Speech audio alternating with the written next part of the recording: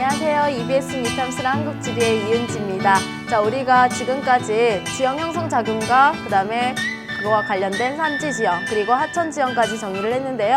이제 우리의 바다, 해안 지형에 대해서 정리를 할 차례입니다. 자, 학생들이 선생님 왜 이렇게 배울 게 많아요? 우리나라가 뭐 산도 있고 강도 있고 또 바다로 둘러싸인 아름다운 나라이기 때문에 지형에서 이것저것 배울 게 많습니다. 자, 그래서 너무 투덜대지 마시고요. 즐겁게 우리가 공부를 하시고 나중에 대학생이 돼서 여기저기 여행을 다니면서 우리 고등학교 한국지리에서 배웠던 지역 내용들을 떠올리면서 행복을 느끼셨으면 좋겠습니다. 일단은 고등학생 동안 열심히 공부를 해주셨으면 좋겠고요. 그러면 오늘 우리 해안지형에서는 어떻게 공부를 하고 어디에 초점을 맞춰서 정리를 해야 될지 선생님과 함께 살펴보도록 하겠습니다. 자, 항상 그 지형을 형성시키는 데 있어서는 어떠한 작용들이 일어나서 이것을 형성시키는지 그 주요 작용부터 정리를 해 주셔야 되는데요. 우리 하천에서도 그저 침식과 퇴적을 발생시키는 그러한 주요 작용에 대해서도 알아봤고요.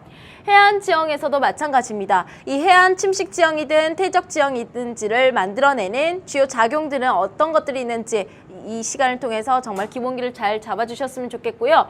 그것을 통해서 해안 침식 지형과 해안 퇴적 지형은 어떠한 경관, 모습을 드러내고 그리고 그 지형에서는 어떠한 특징을 가지고 있는지를 살펴볼 거예요. 자, 재밌고 다양한 사진들을 함께 만나볼 수 있으니까요.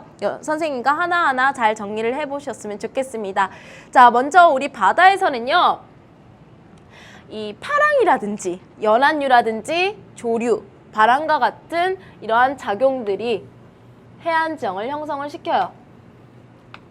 근데 문제는 뭐냐면 여러분들이 평소에 쓰는 용어가 아니죠. 우리가 파도는 친다 그래도 파랑이라는 단어를 우리 일상생활에서 쓰지는 잘 쓰지는 않아요. 지리가 약간 어렵게 느껴지는 이유가 뭐냐면 우리가 일상생활에서 잘 쓰지 않는 용어를 지리에서 이렇게 공부를 하면서 만나다 보니까 처음에는 어려워요, 거부감이 생겨요 이러는데 알고 보면 우리가 다 알고 있는 것들을 그냥 정리하는 겁니다. 자, 먼저 우리가 파랑에 대해서 정리를 한번 해볼게요. 여러분들도 그냥 컵에다가 그릇에다가 파랑을 만들어낼 수 있어요. 어떻게 하면 입으로 바람을 불면요 이렇게 물결이 치죠. 그게 파랑이 되는 건데, 자, 여기 한번 보시면 육지가 있어요. 그리고 선생님이 바다를 조금 입체적으로 그려서 이렇게 그려보면요.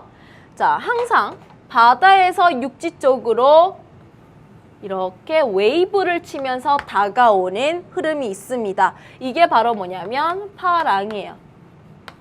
그게 뭐 바다에 부딪혀가지고 뭐 이렇게 부서지면서 파도를 만드는 거죠. 그래서 영어로 파랑은 웨이브입니다. 그래서 좀 더 그렇게 정리를 하는 게 좀 더 느낌이 잘 오죠. 그래서 파랑은 바로 바람에 의해서 형성이 되는 거고요.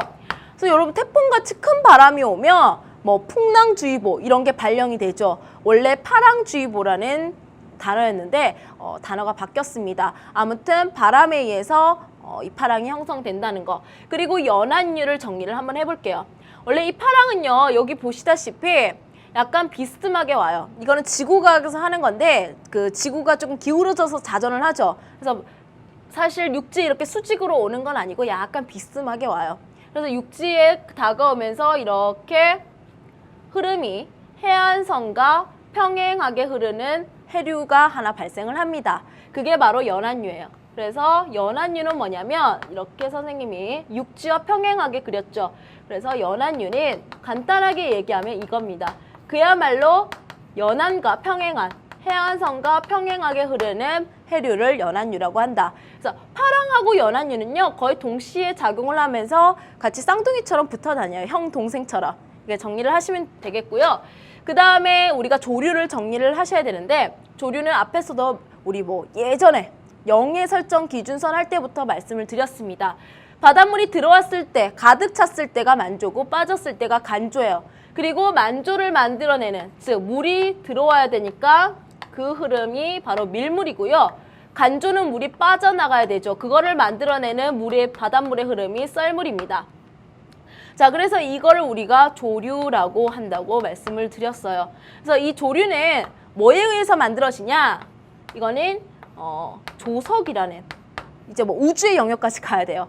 달과 지구와 태양 사이에서 발생하는 그 인력에 의해서 바닷물이 하루에 2번씩, 우리나라는 하루에 2번씩 들어왔다 나갔다 들어왔다 나갔다를 반복하는 겁니다. 근데 이 조류는요, 조차가 큰 바다일수록 당연히 활발하고 더 세게, 더 작용이 활발하게 일어납니다. 왜?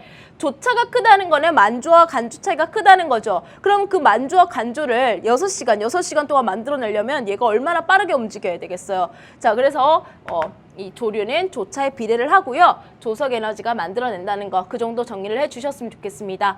자, 그 다음에 바람은 여러분들이 바람 모르는 사람은 없으니까 선생님이 여기까지 정리를 해드렸고요. 여러분들 이렇게 한번 정리를 해보세요. 그 다음 두 번째, 해안 지형을 형성시키는 지반운동.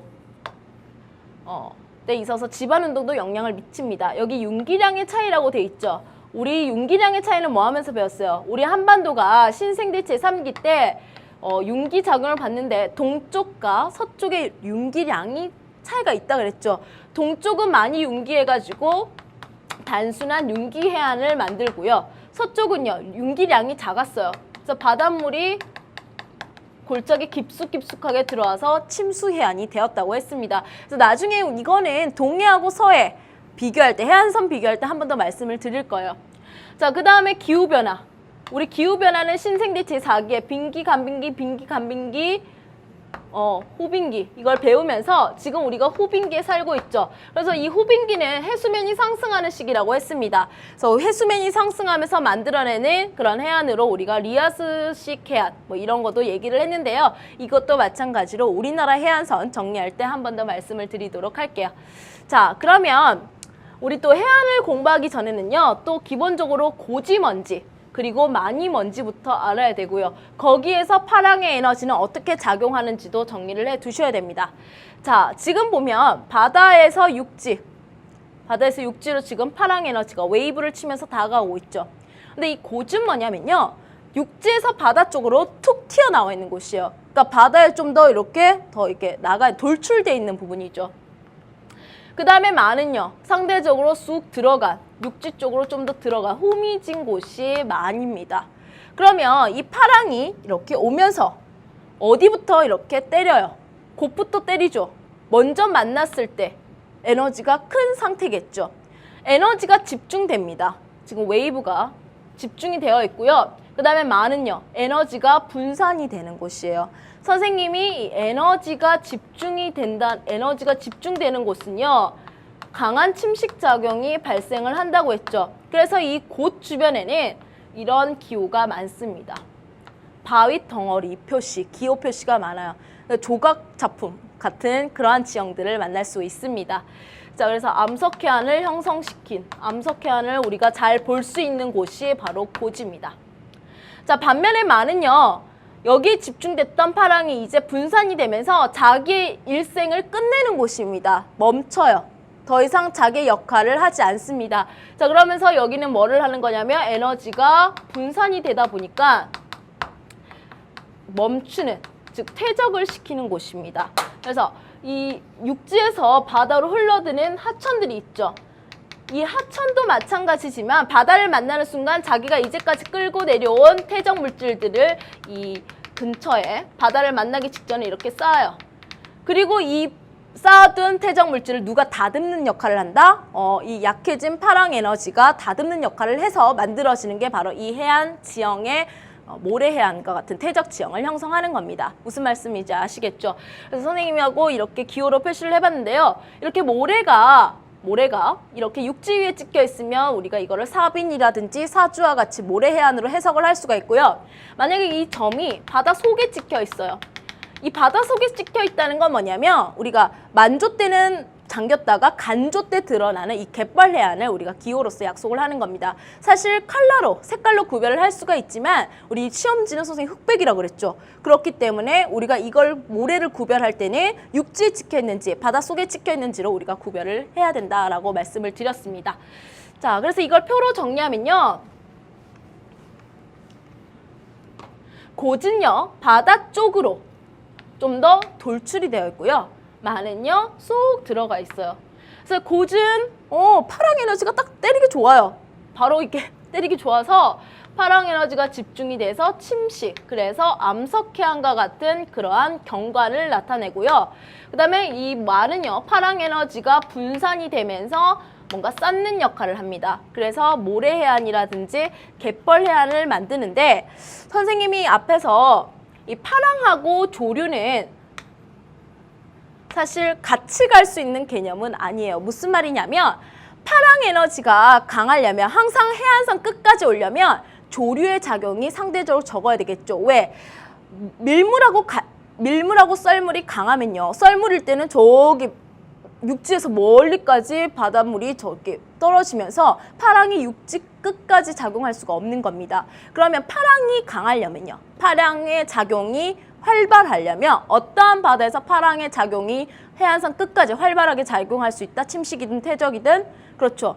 조차가 거의 안 나는 바다에서 이 파랑의 작용이 활발할 수 있는 겁니다. 그럼 여러분 잘 알다시피 우리나라의 바다는 이 서해와 동해가 엄연하게 큰 차이가 있어요. 서해는요, 조차가 막 8m, 뭐 9m 이렇게 나는 바다가 있는 반면에 동해는요, 조차가 한 0.3m 정도밖에 안 냅니다. 한 30cm밖에 나지 않아요. 즉 조류의 작용을 거의 볼 수가 없는 거죠. 그래서 선생님이 이렇게 대각선을 이렇게 그어봐서 이 동해는요, 그 동해에 형성되어 있는 해안 지형을 보시면 이 조류와 관련된 지형은 매우 찾아보기가 힘들어요. 거의 없다고 생각하시면 돼요. 거의 파랑에 의해서 형성된 침식 지형이든 퇴적 지형이에요. 즉 암석해안이든 모래해안이겠죠. 그럼 반면에 서해는 어떠냐면 서해가 조금 어려워요. 난이도를 높이려고 해도 서해가 어려운데 서해는 그야말로 조차가 큰 바다입니다. 그래서 조류로 설명될 수 있는, 즉 우리나라의 갯벌은 서해의 거의 85%가 서해에 있어요. 그만큼 조류에 의한 퇴적지형을 잘 볼 수가 있고요. 하지만 이 서해도요, 이 육지 쪽으로 툭툭 튀어나와 있는, 육지에서 멀리 떨어져 있는 섬들이 있죠.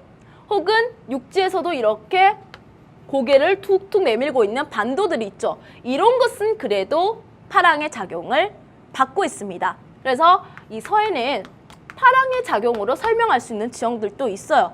그래서 선생님이랑 이렇게 정리를 한번 해봤고요. 이거는 나중에 동해안과 서남해안의 경관을 볼 때도 그래서 서해안은 이 조차가 크지만 일부 지역에서는 파랑의 작용을 하기 때문에 이렇게 암석해안하고 모래해안도 볼 수가 있구나라는 것을 이해를 할 수가 있습니다. 자, 우리가 이렇게 정리를 한번 해봤고요. 자, 그러면 이걸 가지고 우리가 실제 지형은 어떻게 나타나는지 한번 알아보도록 할게요. 선생님이 하나의 해안 지형을 모식도로 가지고 왔습니다. 그래서 먼저 배울 해안 침식 지형은 선생님이 이렇게 점선으로 표시를 해봤는데요. 이런 지형들을 지금부터 정리를 할 겁니다. 반면에 이 퇴적 지형은 나중에 할 건데 오늘은 모래해안까지 정리를 할 수가 있겠네요. 자, 먼저 우리 해안 침식 지형 정리를 해볼게요. 해안 침식 지형은 어디서 잘 발달한다? 위치로서는 곳에서 잘 발달하고요. 그래서 암석해안의 경관을 보인다라고 했습니다. 그래서 우리나라에서 그 파랑의 침식이 매우 활발한 바다가 어디냐? 동해에서는 이 해안 침식 지형을 아주 잘 볼 수가 있습니다. 하지만 서해라든지 남해도 어떤 지역에서는 이런 파랑의 침식 작용의 지형들을 볼 수 있다? 서해나 남해에서도 절벽 이런 거 해시계 같은 거 볼 수 있죠. 외해, 바깥바다로 돌출된 반도라든지 고재선인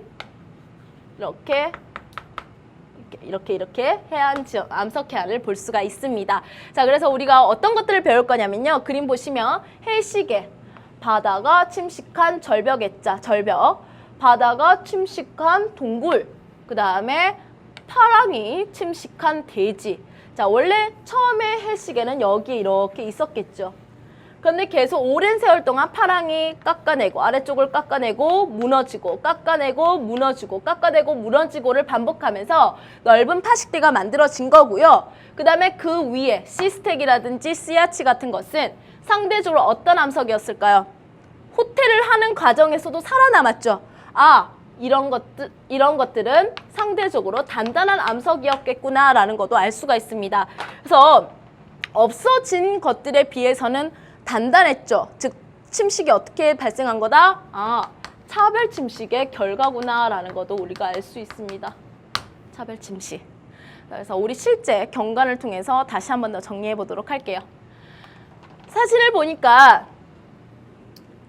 가파른 절벽이 이렇게 있죠. 이게 바로 해식애가 되는 거고요. 그 다음에 그 아래쪽으로 파랑의 침식작용을 주로 받는 그 해안선과 거의 일치하는 수면해선인 파랑의 침식작용이 활발해서 해식동이 뚫혀지고 있는 모습입니다. 그리고 이 수면 아래쪽에는 파식대도 이렇게 있겠죠. 그죠? 자, 그 다음에 이게 바로 씨아치입니다. 어때요, 여러분? 여기 아침 모양이 아니라 아치 모양이에요. 우리 이렇게 아치 모양. 양쪽에서 이렇게 침식작용이 와서 뚫혔을 수도 있고요. 뚫렸을 수도 있고, 여기가 유독 약한 암석이 있었기 때문에 파랑의 침식에 의해서 날아갔을 수도 있습니다. 아무튼 이런 게 씨아치 지형이다라는 거 정리해 주셨으면 좋겠고요. 씨스택이에요. 이 씨스택은 기도바위라든지 촛대바위라든지 칼바위 이런 그 모양의 형상을 가지고 우리가 이름을 막 많이 붙여놨어요. 이 앞에서 봤던 씨아치도 코끼리바위 이런 이름을 많이 붙여놨는데 그야말로 우리가 기암괴석이라고 그러거든요. 아주 독특한 모양의 암석이라고 그래서 이 씨스택이라든지 씨아치는 관광지로도 관광 명소로도 우리가 잘 알려진 곳이 많습니다. 아무튼 씨스택은 영어로 하는 게 좋아요. 씨아치도 마찬가지지만 씨스택은 이게 덤이라는 뜻이에요. 덤이가 뭐냐? 뭔가 이렇게 덩어리? 돌덩어리 같은 그런 느낌이니까요. 그냥 그대로 알아주셨으면 좋겠고 마찬가지로 상대적으로 얘가 강했기 때문에 남아있는 거죠. 그런데 얘도 오랜 세월이 지나면 이 씨스택도 영원하진 않아요. 언젠가는 무너지고 없어질 수가 있겠죠. 자, 그래서 그 정도 정리하셨으면 좋겠습니다. 자, 그 다음에 해안 침식정의 거의 뭐라 해야 될까? 완결판? 가장 중요한 지형 중에 하나입니다. 원래 침식 지형 중에 일부였는데 그게 뭐를 받아서 해안 당구가 된 거다? 그렇죠.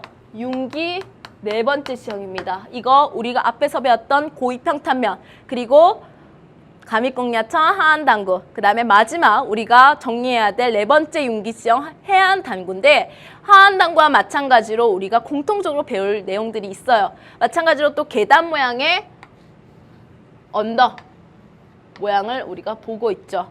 자, 그러면 얘는 어떻게 해서 이렇게 평평하면서 주변에 비해서 고도가 높게 형성이 되느냐 그 형성 과정부터 알고 계셔야 됩니다. 자, 여기서부터 첫 번째, 두 번째, 세 번째, 네 번째 그림이 있는데 물론 학교 선생님들이 이렇게 가르칠 수도 있어요. 무조건 융기했다. 융기지형이야. 이렇게 가르쳐 드릴 수도 있지만 물론 그렇게 해서 다른 내용을 설명하는데 큰 문제는 없을 수도 있습니다. 하지만 선생님이랑 처음 배우는 학생들이 봤을 때 이해하기 쉽게 선생님 설명을 해드릴게요. 먼저 1번 그림에서 2번 그림으로 가는 과정을 한번 살펴보도록 하겠습니다. 자, 앞에서 배우셨죠? 이렇게 파랑이 아래쪽을 치면서 먼저 해식동을 형성시켜요. 아래쪽에서 받쳐주는 게 없으니까 윗부분, 약해진 부분이 받쳐주는 게 없으니까 와르르 무너지겠죠. 그러면서 뭐가 형성이 됐다? 두 번째 그림, 해식애와 파식대가 형성이 됐습니다. 자, 그래서 파랑의 침식에 의해서 해식애와 파식대가 형성이 됐다. 자, 그러면 이 파식대를 잘 주목을 해보세요. 세 번째 그림이 되면요. 지금 간빙기에서 지금 빙기가 됐어요. 해수면이 약 100m 정도 왔다 간다 한다 했죠, 선생님이 간빙기, 빙기는. 그래서 빙기가 돼서 해수면이 낮아졌습니다. 물론 해수면이 낮아지는 것을 통해서도 얘가 드러날 수 있어요. 하지만 우리나라는 언제? 신생대 제3기 경동성 요곡 운동 이후에 그 동해 지각이 계속 확장이 되면서 꾸준히 융기작용을 받아요. 그래서 지반의 융기작용과 그 다음에 해수면이 하강하면서 당구가 형성이 됐습니다. 이때도 당구가 형성됐어요. 하지만 지금 항상 지형을 배울 때는 우리가 살고 있는 상태, 현재를 기준으로 우리가 설명을 하기 때문에 빙기 때 형성된 거는 별로 중요하지 않을 수 있습니다. 그러면 네 번째 그림에 우리가 살고 있는 세상을 보시면 현재 해수면이 다소 상승했어요. 그래서 100m 내려갔던 게 다시 100m 상승을 했습니다.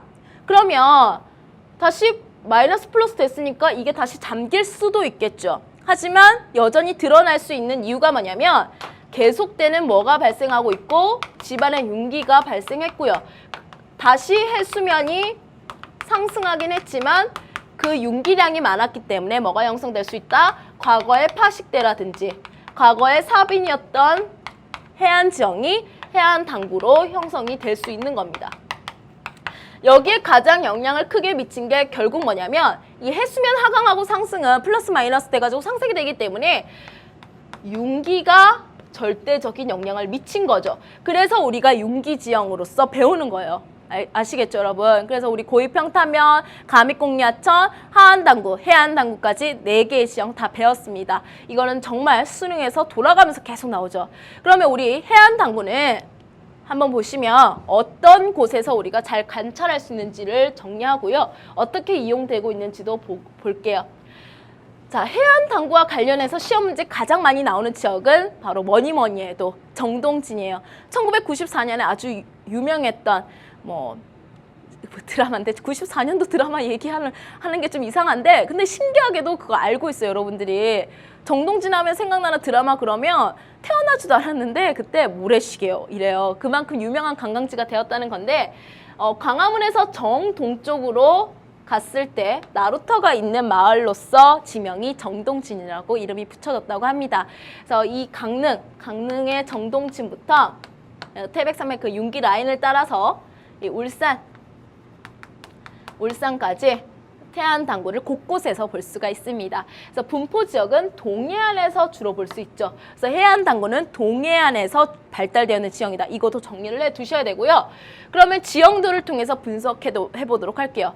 해안당구 그러면 가장 많이 나왔던 지형도입니다. 먼저 정동진이라는 지명도, 만약에 지형도에서 정동진이 적혀 있으면 그거는 난이도가 좀 쉬운 지형도입니다. 왜? 정동진 그러면 선생님이 해안당구라고 했기 때문에 이미 많은 정보를 포함하고 있죠. 근데 만약에 정동진이라는 그림이 없어요. 글자가 없어요. 그래도 이게 해안당구라는 걸 어떻게 파악해야 되냐? 지형도 분석 들어갈게요, 여러분. 자, 지금 해안가에 암석 표시가 있습니다. 해식애라든지 이러한 절벽, 암석 절벽이 있다는 걸 느낄 수가 있고요. 침식정이죠. 그리고 그것뿐만 아니라 등고선의 간격이 해안에서는 아주 좁게 올라옵니다. 무슨 말이에요? 급경사다. 금방금방 높이가 변한다. 급경사다. 암석 절벽이 있다는 걸 알 수가 있죠. 그럼 암석 절벽이 있어요. 암석 절벽. 바다. 그런데 조금 서쪽으로 더 진행하니까 오히려 등고선의 간격이 갑자기 넓어지죠. 그 말은 뭐예요? 갑자기 경사도가 낮아지는 완경사면이 나타난다는 거고요. 좀 더 왼쪽은요. 오히려 이렇게 높은 고도를 자랑하는 등고선의 간격이 조밀한 또 산지지형이 나타납니다. 이게 우리가 지금 배우고 있는 뭐다? 해안 당구면이 되는 거예요. 그럼 주변에 비해서 완만하니까 여러분 어떻게 이용된다? 하안 당구도 똑같았죠. 주변에 비해서 평평하다 보니까 일단 취락이라든지 그다음에 농경지라든지 그다음에 대규모 농경지와 취락이 분포하는 곳에서는 이러한 관련된 도로망도 형성이 될 수 있겠죠. 토지용 삼총사 하안당구랑 똑같습니다. 근데 이게 융기했다는 증거로서 당구면이 과거에 바닷물의 영향을 받았다는 증거로서 우리가 뭘 얘기할 수 있어야 된다?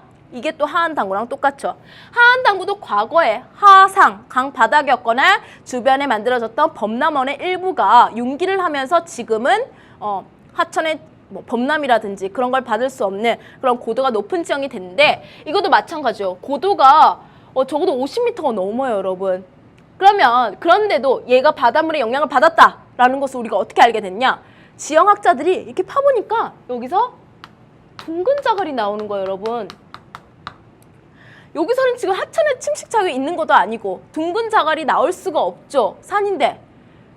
과거에 이 지형은 해안가에 있던 파식대나 사빈이었는데 그게 신생대 제3기 때 그 이후에 동해 지역이 계속된 지반 융기를 받으면서 솟아오른 지형이 되었구나라는 것을 알 수 있는 겁니다. 그래서 둥근 자갈 혹은 여기는 바닷가기 때문에 또 뭐 조개 껍데기가 발견될 수도 있고요. 과거에 그 다음에 뭐 조개가 만들어 놓은 숨구멍 이런 것도 발견이 된다고 해요. 그래서 이 정동진은 지금 이 해안 당구면에 배 모양으로 생긴 호텔하고 막 멋진 레스토랑이 있고요. 그 다음에 막 조각공원 같은 것도 잘 조성이 돼 있으니까요. 나중에 우리가 해돋이 보러 한번 가셔서 즐겨보셨으면 좋겠습니다. 자, 그래서 선생님이랑 여기까지 해안 침식 지형을 정리를 해봤어요.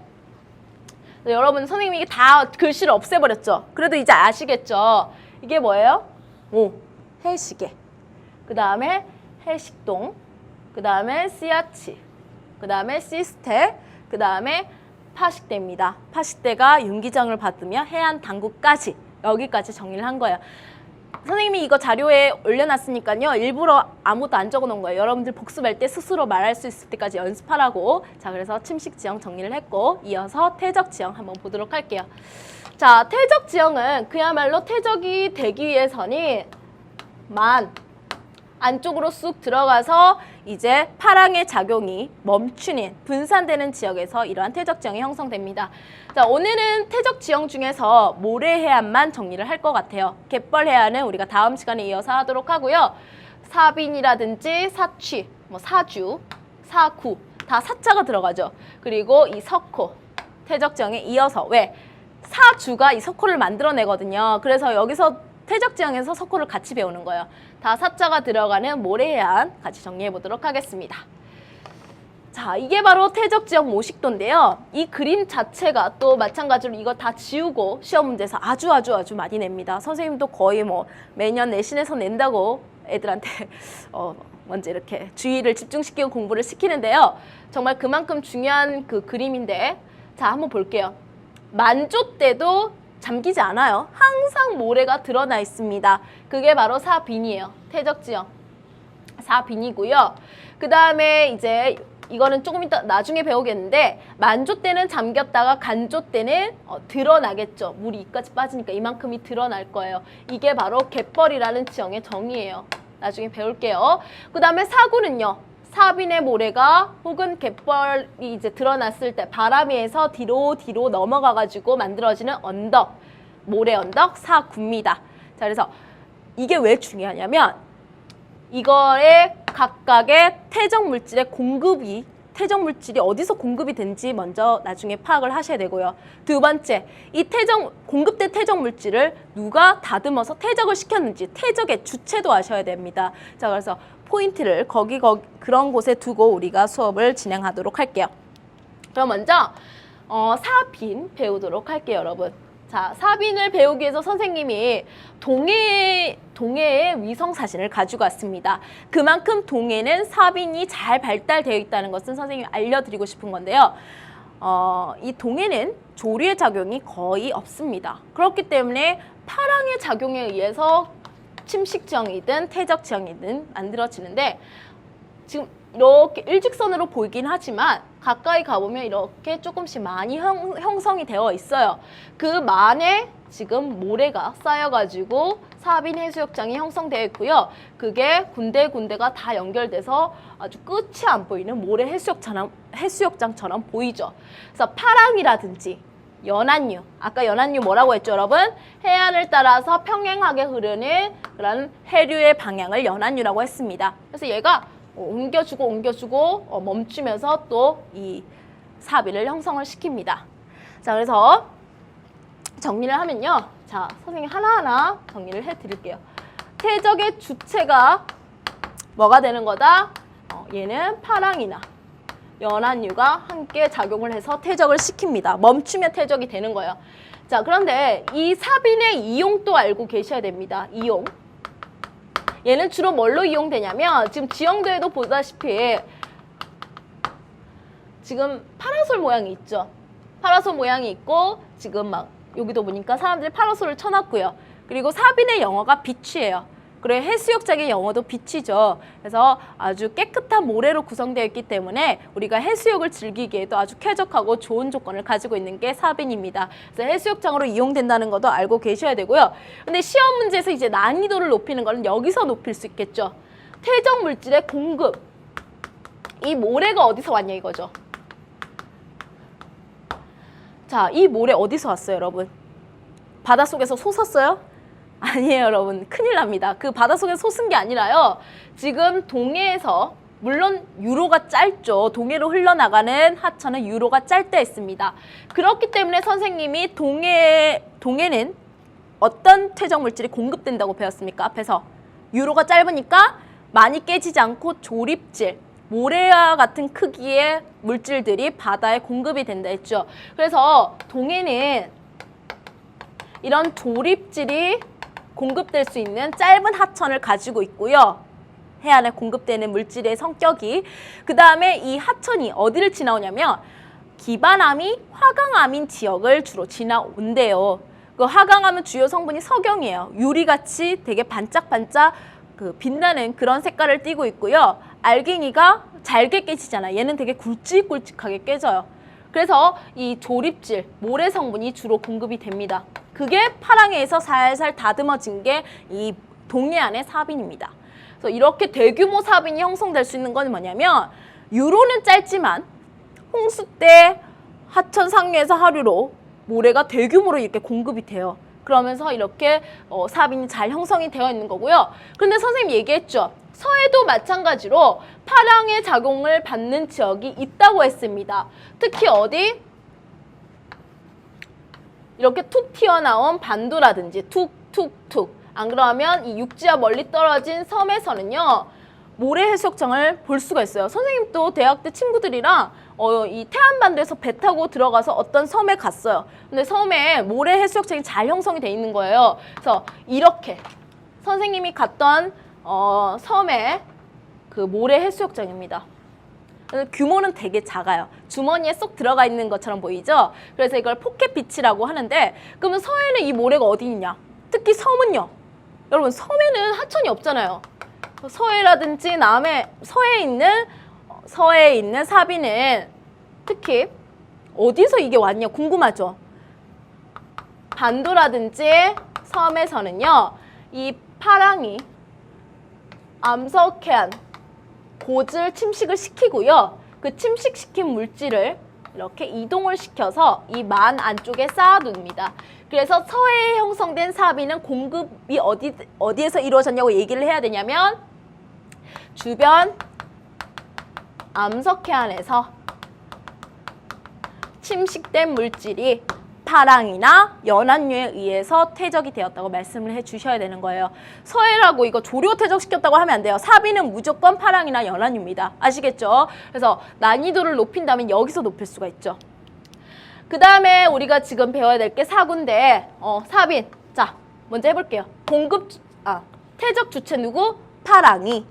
그 퇴적물을 공급한 건 누구고? 대부분은 하천인데 서해 같은 경우에는 주변 암석의 침식 물질일 수도 있다. 여기까지 했습니다. 자, 그러면 사구 공부하겠습니다. 사구는 선생님이 방금도 얘기했지만 뭐가 넘겼다? 바람이 넘겼다. 이미 퇴적되어 있는 사빈의 모래를 바람이 뒤로 넘긴 겁니다. 자, 그래서 사구는요. 퇴적의 주체가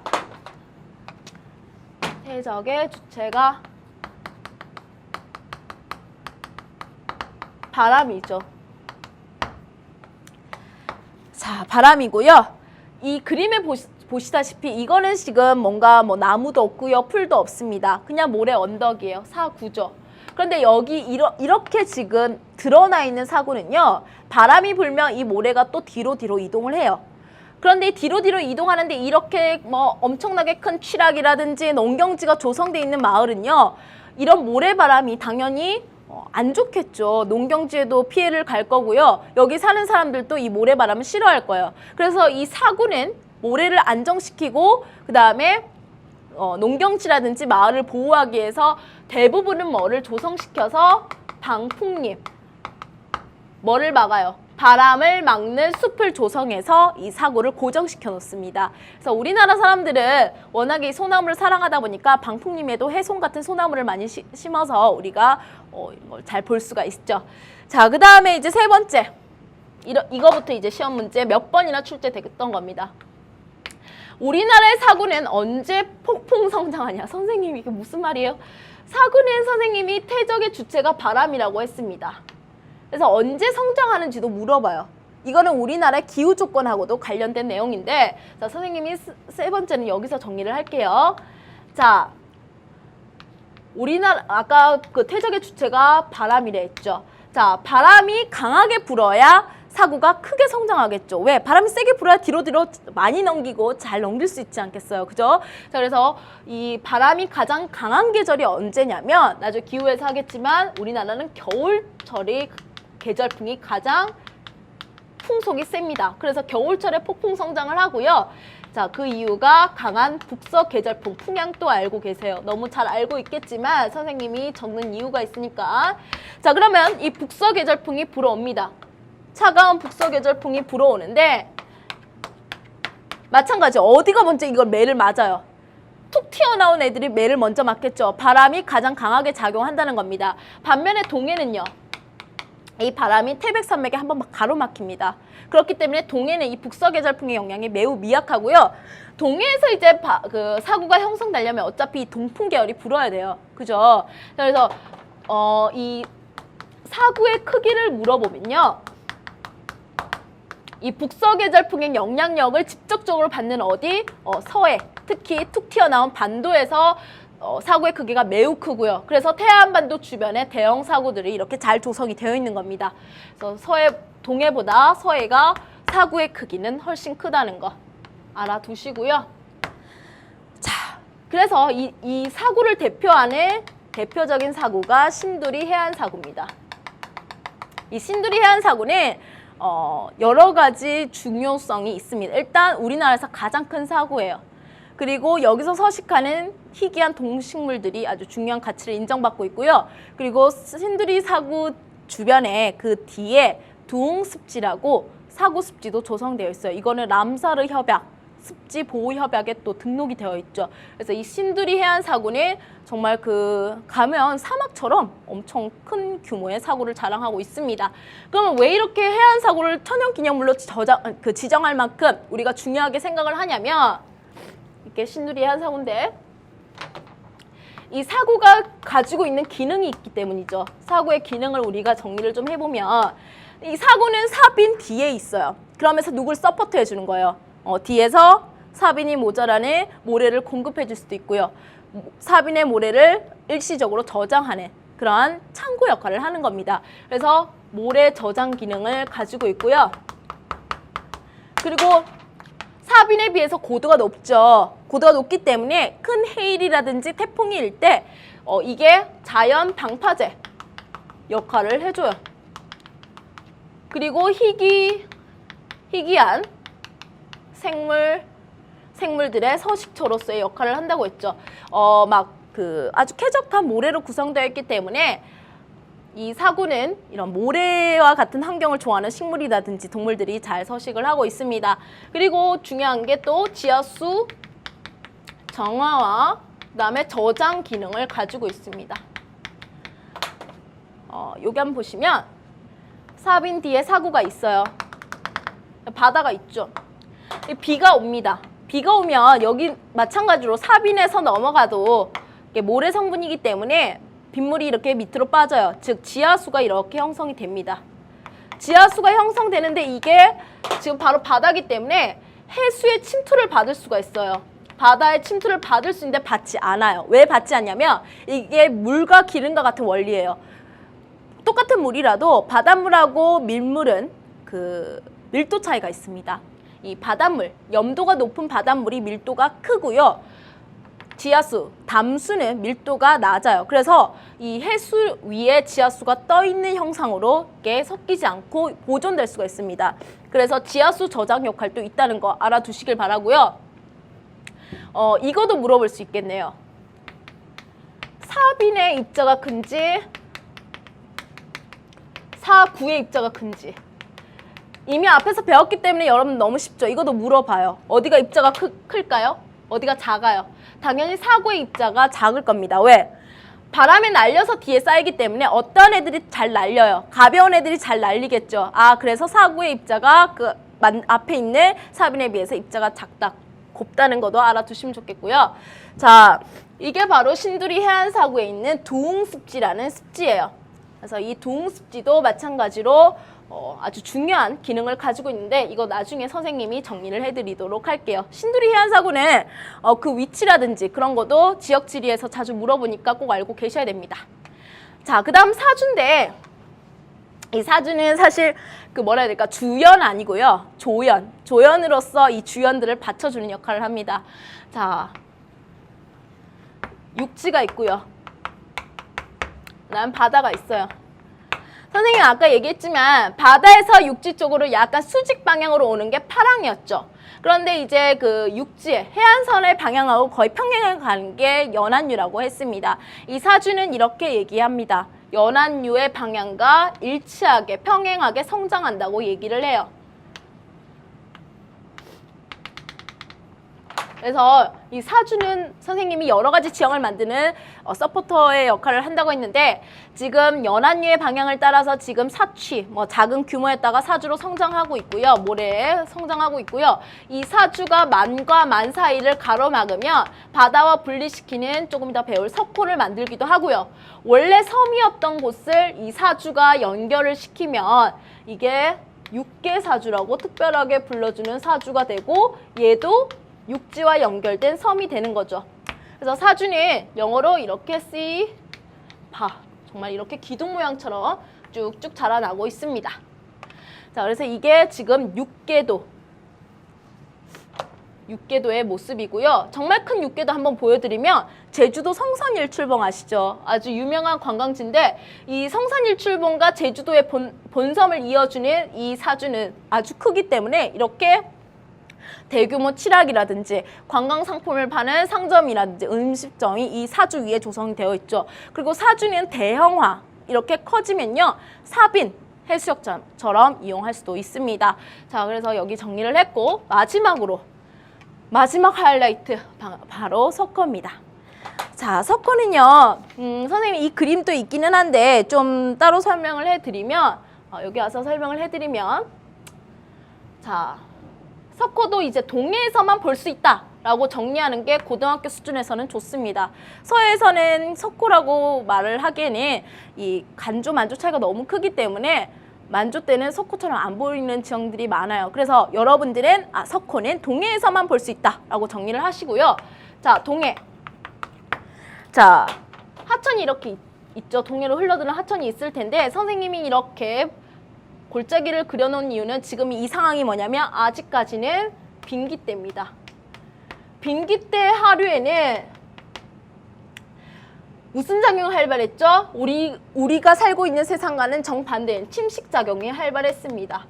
그래서 침식작용으로 형성된 골짜기, 침식고기 형성이 됐어요. 그런데 지금부터 중요해요, 여러분. 현재 만들어진 지형이죠. 현재 뭔데요? 호빙기죠. 호빙기가 되면 뭐가 상승하는 시기? 해수면이 상승을 합니다. 그러면서 여기에 물이 차올라요. 당연히 골짜기는 고도가 낮으니까 물이 차오르고요. 주변의 저지대도 이렇게 물이 차오릅니다. 그래서 지금 쑥 들어간 뭐가 형성됐어요, 여러분? 만이 형성됐죠. 만이 형성됐다. 네 번째 단계. 동해를 따라서 흐르는 연안유가 있겠죠. 그걸 따라서 뭐가 성장한다? 그렇죠. 사주가 성장하기 시작하는 겁니다. 사주가 성장. 그러면서 어떻게 됐어요, 여러분? 이 사주가 뭐와 뭐를 분리시켰죠? 바다와 이 만을 분리시켰습니다. 그래서 뭐가 형성되냐면 그래서 형성된 게 바로 석호입니다. 근데 지금 완벽히 분리된 건 아니에요, 여러분. 지금 석호하고 바다는 완벽히 분리된 건 아니고 갯터짐 현상이라 그래서 이 사주 사이에서 바닷물의 흐름이 조금 있기는 합니다. 그래서 사주의 형성 과정을 먼저 살펴봤고요. 자, 좀 더 저쪽으로 가서 정리를 하면 선생님이 처음에는 골짜기 형성됐다 그랬죠. 근데 포인트는 바로 이거예요. 석호를 호흡인기 해수면 상승에 의해서 지금 현재 형성되고 있는 지형으로서 배우는 이유가 바로 이겁니다. 이게 상승을 해야 많이 형성이 되는 거니까 그 다음에 사주가 석호를 형성시킨다는 것까지 정리를 해주시고요. 자, 이 석호는 지금 보시다시피 동해안을 따라서 쭉 발달을 합니다. 그런데 이 강릉을 기준으로요. 아까 강릉에서 울산까지는 해안 당구가 발달을 한다고 했죠. 근데 신기하게 이 강릉에서 더 북쪽으로는요. 석호가 발달을 합니다. 그래서 강릉을 기준으로 그 북쪽은 석호가 발달하고요. 그 아래쪽은 해안 당구가 발달해서 동해안을 따라서 여행을 하다 보면 이 두 지형을 잘 볼 수가 있겠죠. 자, 그 다음에 이 석호는요. 안 그래도 단순한 동해안의 해안선을 더 단순하게 만드는 데 기여를 했어요. 왜? 많이 복잡하게 있어야 복잡한 해안선이 되는데 그 맛마저 이렇게 사주가 가로막으면서 해안선을 더 단순화시켜버렸죠. 그래서 그것도 알고 계시면 좋겠고요.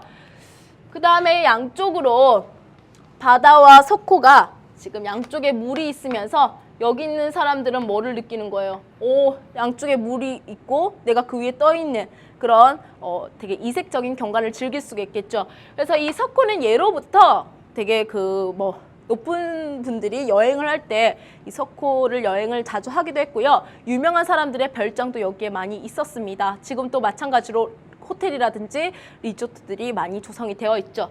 그리고 워낙에 이런 대형 사고들은 지금 사빈처럼 해수욕장으로도 이용하고 있다는 거 지금 보이시죠, 여러분? 자, 위성 사진에서도 이렇게 뚜렷하게 볼 수 있다는 거 그냥 참고하시면 좋겠고요. 그런데 이거를 또 아셔야 됩니다. 일단 마지막으로 이 석호의 물 마실 수 있냐 없냐를 보기에서 물어봐요. 마실 수 없죠. 왜? 바닷물에 드나듦이 있다고요. 그렇기 때문에 마실 수 없어요, 여러분. 깨끗해도 마실 수 없습니다. 그 다음에 당연히 농업용수 안 되죠. 그래서 시험 문제에서도 이거 물어봅니다. 이렇게 주변 농경지 표시하고 주변 농경지에 농업용수로서 이 석호의 물을 이용한다. X입니다. 자, 그 다음 또 정리해야 될 게 바로 뭐냐면 이 석호의 크기입니다. 지금 보시면 이 자료에서도 보다시피 시간이 가면 갈수록 예전에 비해서 호안선, 석호의 규모가 작아지고 있다는 걸 알 수가 있죠. 왜? 지금 석호로 유입하는 하천이 얘가 이제 뭘 느끼는 거예요? 이 석호를 만나는 순간 자신의 일을 끝내버리는 겁니다. 원래 하천의 침식 기준은 해수면이지만 석호를 먼저 만나면 거기서 자신의 역할을 끝내버려요. 그러면서 자기가 이제까지 끌고 왔던 퇴적물을 다 쏟아내버리죠. 석호 안에. 그러다 보니까 퇴적물이 쌓이면 쌓일수록 석호의 크기는요. 작아져요. 수심도 어떻게 돼요? 얕아지죠. 염도도요. 낮아지면서 얘가 점점 충적지화 됩니다. 육지화 되는 거예요. 처음에는 물기가 좀 있기 때문에 습지였다가 이게 나중에 개간을 하면서 논이나 밭으로 이용할 수가 있는 겁니다. 그런데 워낙에 관광 기능이 탁월하기 때문에 없어지기는 안 놔두죠. 그래서 주기적으로 이렇게 모래를 긁어내가지고 그 석호의 아름다운 풍경을 그대로 유지하려고 합니다. 자, 여기까지 선생님이랑 배웠고요. 이제까지 배웠던 거를 선생님이랑 정리를 한번 하고 마무리 짓도록 할게요. 자, 기억이 바로 뭐냐면 툭 튀어나와 있네. 그리고 이게 섬이긴 하지만 바깥쪽으로 바라보이죠, 섬이. 그래서 이거는 암석해안을 볼 수 있는 포인트가 되는 겁니다. 해식애라든지 해식동이라든지 이런 거 보이죠, 여러분? 그 다음에 미음도 마찬가지로 툭 튀어나와 있는 고지로서 정확히 해식의 모습을 가르치고 있고요. 그래서 이런 지형들을 가르치면서 곳에서 침식장이 활발한 곳이라고 설명하면 맞는 복입니다. 그 다음에 니은은요, 사주고요. 그 다음에 리을하고 비읍 먼저 할까요? 비읍이 사주였는데 이게 섬을 연결시키면서 육계사주가 되고요. 그렇게 연결된 섬은 육계도가 됩니다. 그리고 항상 드러나 있는 이 모래해안, 이걸 우리가 사빈이라고 하는 거죠. 그래서 선생님이랑 지금 해안 침식지형과 해안 퇴적지형을 정리를 했는데요. 여러분들도 충분히 혼자서 하실 수 있겠죠. 그래서 어렵지 않고요. 남아있는 퇴적지형, 갯벌해안은 다음 시간에 선생님과 연결해서 정리하도록 하겠습니다. 자, 다음 시간에 만나도록 할게요, 여러분.